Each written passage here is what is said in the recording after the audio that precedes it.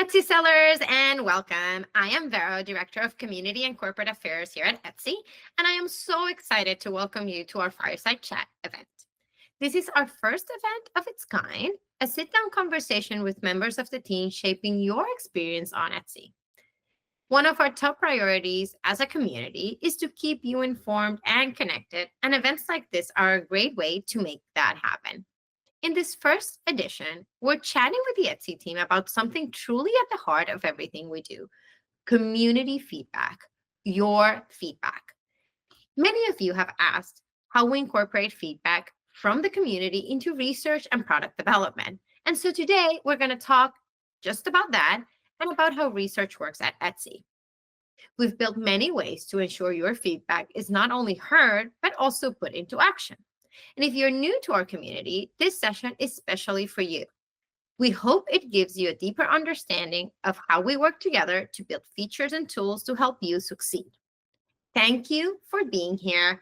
Let's dive in.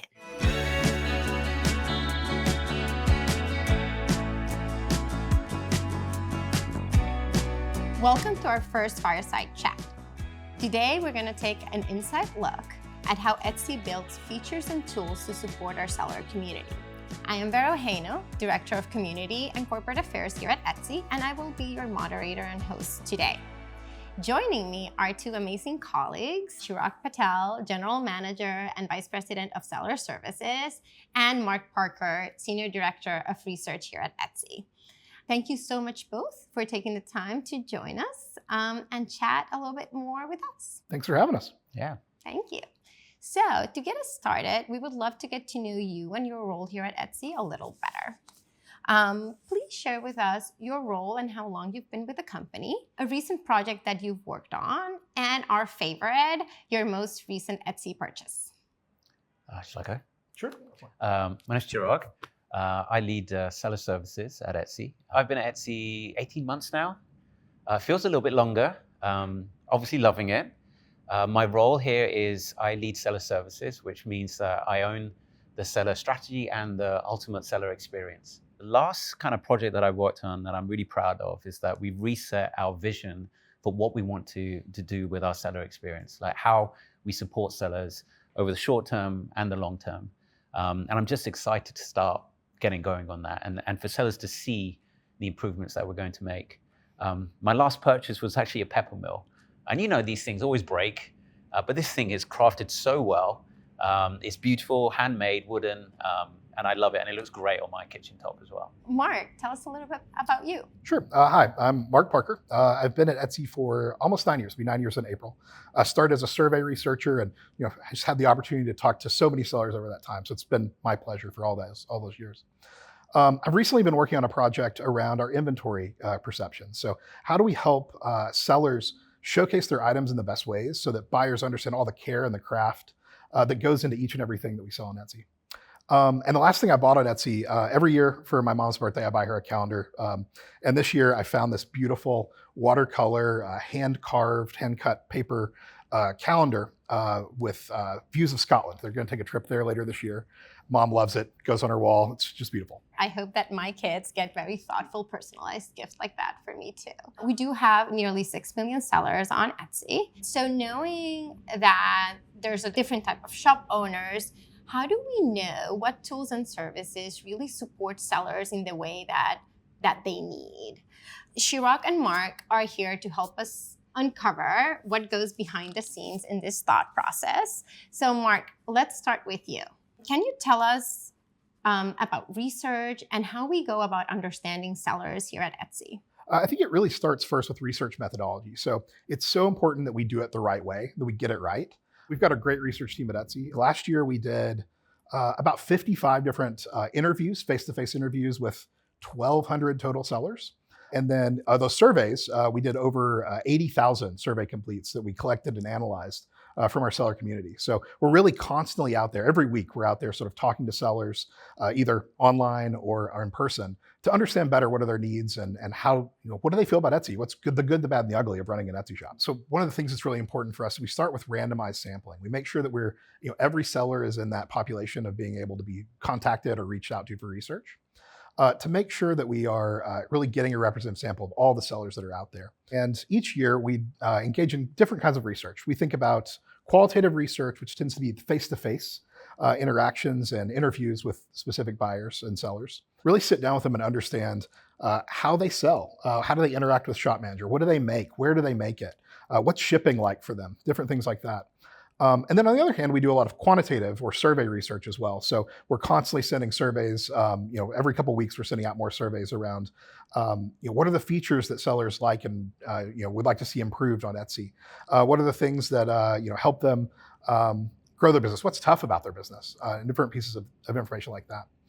One of the big ones is our seller census, and that's really about trying to paint that picture of what do they sell and what's important to them. So one of the first things I think that's important that we learned in that is really around who's selling on Etsy. So I think 80% of our sellers are women. Which is awesome. 25% of our sellers are from rural areas. So we're really reaching those places where, maybe traditionally entrepreneurship has been harder to come by or it's been more difficult to start there. We've also learned quite a bit about motivations. One of the things we hear a lot in the seller census is why do people start their shops? The two biggest ones we always hear are trying to find that creative outlet, doing a thing that you love to do and get that out there so people can see it. And then on the other hand, the second thing is making some money at that. So, getting a little bit of income from doing that thing that you love. And it's, I love that about Etsy and our sellers. It's this enabling way to put together creativity and commerce so that people are able to, continue to pursue their passions, but make money while doing it. I think that's awesome. Some of the other things, about the seller census are maybe around more of the challenges.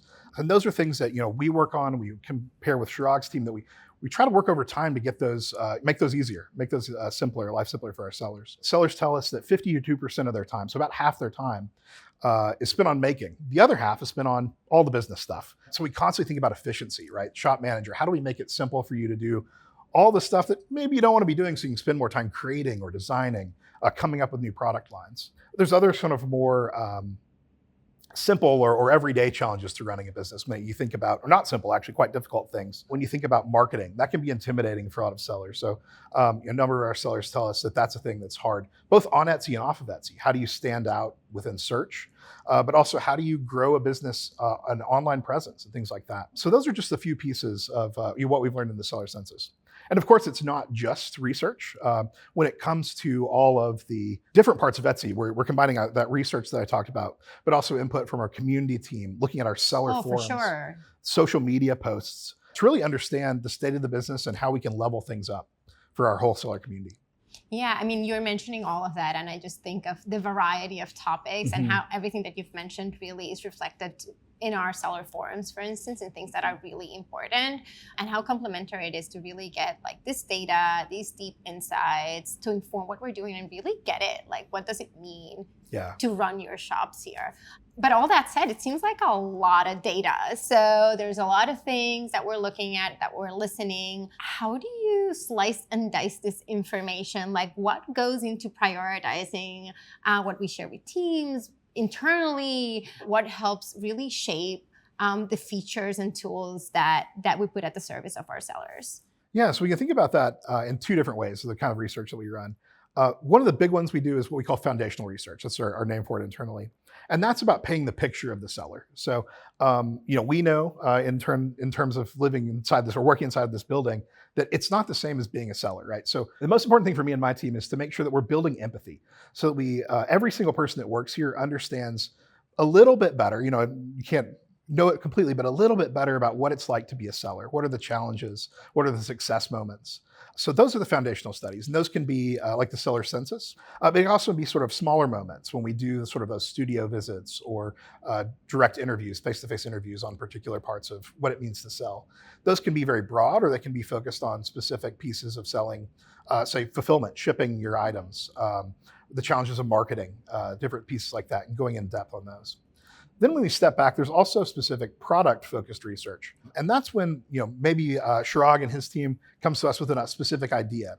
We have a feature that we want to focus on or understand better. So that starts this process where we dig in and first say, what's working about the product and what's not? What's working about that feature or what's not? And that's so that my team and other teams at Etsy can, like Chirag's, can really try to get a sense of what the challenges are, the pain points are of selling, and some of the successes as well. What's it like to make a sale or hear that cha-ching moment on your seller app?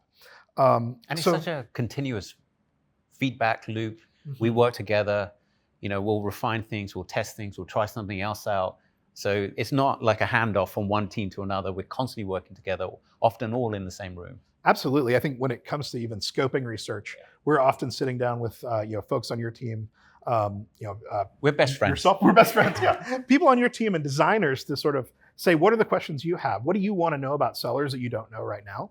And we take that back and we sit down with sellers and we have one-on-one interviews. We are constantly doing surveys. And then it comes into that second kind of research, product development research or feature development research, if you will. Sometimes we'll step back and say, what are the features that sellers would like to see on the shop manager? What are things that are missing on Etsy that you wish you had? So we'll take it from there and we'll go do some research on that. But it's always an iterative process. So after we do that first round of research, we'll come back, Chirag's team will build something, and then we'll go and test that. Before we ever release it, we're working with designs and prototypes and having sellers actually use them, sit down with them as they use these in-progress features to understand what's not working, what do we need to pivot, how do we make it a little bit better before we finish. And then after all that, we just start to listen. We listen through lots of feedback channels. Forums are a big one for us. We're always doing launch surveys. After something launches, we want to hear seller reactions to that. Sometimes it's important to hear the buyer side too. How's that making the buyer side better? From then, your team sort of gets to use those insights, right? Yeah. And we're often not going to get it right the first time. Yeah. And we'll refine it, we'll improve it, and we'll make it better. A good example of that is our Etsy seller app. So I think folks that have sold on Etsy for a long time will know that that's something we've been working on a while. We've revamped it in the last couple of years, and we're continuously working on trying to improve the shop manager experience, both on the web, but also especially on the app. So over the course of that last couple of years on that, we've done, I think it's a dozen studies on different pieces of that, down from the navigation with the menus and where those fit, down to the stats page, and specifically how we tell sellers how they're doing in their business from a statistics perspective. And I think one of the biggest pieces is the search visibility dashboard that we launched last year in August. That was a huge research. I love that one. Oh, it's great. I think we've heard a lot of good feedback from sellers. That was a great process of starting from that insight that we know from sellers that it's so difficult to stand out from the crowd sometimes, right? That there's more and more sellers joining Etsy every day. And for folks that have been here a while, you want to keep up. You want to make sure that you're doing the best to stay on top of search. Well, and we were just talking about it. Thousands of items, and there's a uniqueness to any of them. And there's a particular buyer looking for that item. Yeah, so how do we help sellers meet those buyers, right? How do we help them find the right buyers for them? So what we did is we took this information and we started to think, on the buyer side, what do they want to see? What are the things that help them make decisions about particular items? How do they decide or compare? And that's where we got to a lot of the things around photography, the importance of that, tags and titles, and having that complete. It's kind of surprising that some sellers don't get all the way through filling those things out. So we created this search visibility dashboard to make that easier, to give sellers the confidence that they're doing the right things to improve their shops and their visibility. And then buyers on their side are able to see listings that are easier to decide between or find the perfect match for them. It's a thing we're continuing to work on. Even over the last couple of weeks, we've done even more research on that. And we want to continue to improve on it. We want to make sure that the design of it is the simplest to use, that the insights that we give you are really actionable, that you know what you want to do next. And there's, I think, a lot of improvement that we can do on that, and I'm excited for it. Yeah, and that's so incredibly important. I mean, we very recently hosted a whole session on SEO, how search works. And there's so much appetite from sellers to really understand what that means. And obviously, sounds like we internally are really, really trying to understand what is working and what is not working for sellers. And I think that's going to be a big focus for us as well. Where we can step in and help and provide support and guidance through that process is going to be really key, I think. We hear a lot from sellers that obviously they come to Etsy because they want to, share their creativity. They have these items that they want to put out. They want to spend time doing that work that fuels them, and perhaps a little bit less time administering their shops. From the seller services perspective, what would you tell them? An image comes to mind. I saw a picture once of a a creator sitting at their desk making jewelry, and they were surrounded by packaging, you know, and I think that's really understanding through all the work that Mark and team does, all the feedback that we get from your work with the community, Vero. We try and put a picture together for what it's like for a seller to go through the process of running a shop on Etsy and how we can help them through that process. But sellers are going to be unique. They are different. Trying to understand where they are in their individual journeys allows us to better service their needs. 60% of all the brand new sellers joining our platform are brand new. They've never run a business before. So they will need more help and support from us in setting up their business in the right way to achieve the goals that they're setting for themselves. While sellers who know how to advertise, they might need different support. Sellers who are selling in many different channels may again need a different set of services. Other sellers might only make 10 vases a year. They're not going to be selling thousands and thousands. So understanding the nuances of each of these different sellers, treating them as individuals, you know, that I think has got to be key if we really are going to create an experience and support structure that helps these businesses grow to what they're comfortable with. So we're trying to get more bespoke in the way that we offer our services and to create very individual experiences as a seller on Etsy. One of the things I love, go back to the seller census, we've got this stat that 77% of sellers want to grow. So almost every seller right out there wants to increase their business. They want to get their items out there to buyers that are going to love it and appreciate it. But not every seller wants to be giant, right? Like there's about half totally. of sellers say, I want to cap out at a business of one. I want to keep this within myself. And I think that's so important when it comes to how we build our product, that we are able to help sellers wherever they are. If they want to be huge and within the bounds of Etsy, that's awesome. We'll do that. But if you want to stay this awesome, passionate business of one, we were here for you too. My wife is a ceramicist. She makes about probably 30, 40, 50 maybe vases and pieces of art every year. She just can't simply make more.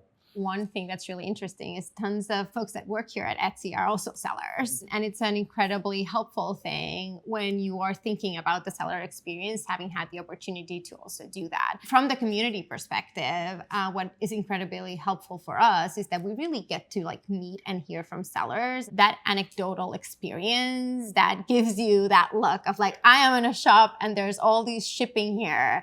At what time of day do I go and do X, Y, Z? So having all this information together really helps us sort of have more pieces of these different puzzles that is each seller's experience. Chirag, tell us a little bit more about the different touch points you have with sellers. I have many touch points with sellers, and it's probably one of the best parts of my job. I literally had breakfast with some sellers from Brighton a couple of weeks ago. But one of the most affirming experiences I've had was I was back in my hometown, Brighton in the UK, and I joined the Brighton seller team. Shout out to Kat and Sylvina and the Brighton community. I wasn't really expecting what I actually went through. About 20 sellers got together. They all took me through their creative experiences. They showed me the products that they make. They showed me the process by which they go through. It was just such an affirming experience, and it made me feel really good about working at Etsy, but also a great responsibility to help these sellers and achieve their dreams. But I intend to do so much more of that. I think it's so important to have that regular touch point, not just through all the data that we get from Mark, but also the real people behind these stories. They earn their living this way. And that's a responsibility that I don't take lightly, and I want to help them through that process. Now, switching gears, but also very related to this, Chirag, tell us a little bit more about how your team receives all these insights and how that's applied to the process of building the features and tools that we offer our sellers. Yeah, so we take feedback from many sources. Obviously, Mark and his team provide a huge amount of quantitative as well as community information that we get from you. So we take all these different factors, we build that into a testing schedule. We try and figure out what are the best tools and services that will help our sellers achieve the goals that they've set for the business. Understanding that is important in our product development process. And Vera, you asked about the tough feedback. Some of our favorite or our most important feedback are the challenges and the pain points.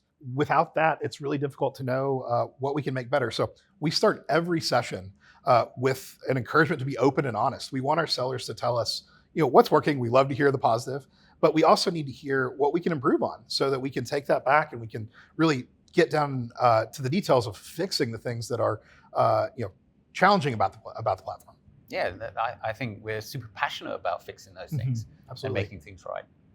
With all this information in mind, how do we prioritize from all of this feedback, what features and tools to build? I think, it's going to be a bit of a complicated answer, but I think we really want to go after changes that have the biggest impact, that impact the most number of sellers. But equally, we do have a vision of what we want this experience to be. So we do want to make progress against that as well. And the key thing is to get balance between things that can have an immediate impact on the short term, quick fixes we can get in that can make a real difference, versus things that are going to take a little bit longer to develop. Like we're super keen on evolving Shop Manager, and I know we'll probably talk about it in a little bit, but that's going to take time. Getting that right, collecting the feedback, the research, incorporating that, figuring out what works best for all the different types of sellers that we have on our platform. That will take time and energy, but some fixes, when they come back, we get feedback constantly. These things can be implemented quickly, and I've really pushed my teams to move fast in those elements. Yeah, I love that. We get so much feedback from our sellers. It's hard to act on all of it. But I love what you said earlier too around the balance between personalization, right, and getting the things that are going to help individual sellers, right, while also building the features that are going to help the whole wholesaler community and many of our sellers. And teams that are so embedded and focused on improving the experience can kind of like work in the background and making tiny little improvements. And unfortunately, sometimes sellers won't see it. Because you have to kind of like accumulate all of these things into one. So one of the challenges I give to my teams is that I want material impacts, things that the seller are going to see, things that is actually going to make a material difference to the experience that they're making, as well as all the things that speed up loading times and make things faster and easier to use. Yeah, I know there's so much going on that end, but as a marketplace, it's a two-faced approach. So we also have the buyer experience to take into account. At the end of the day, we know that our sellers are going to do well when those sales are actually coming in.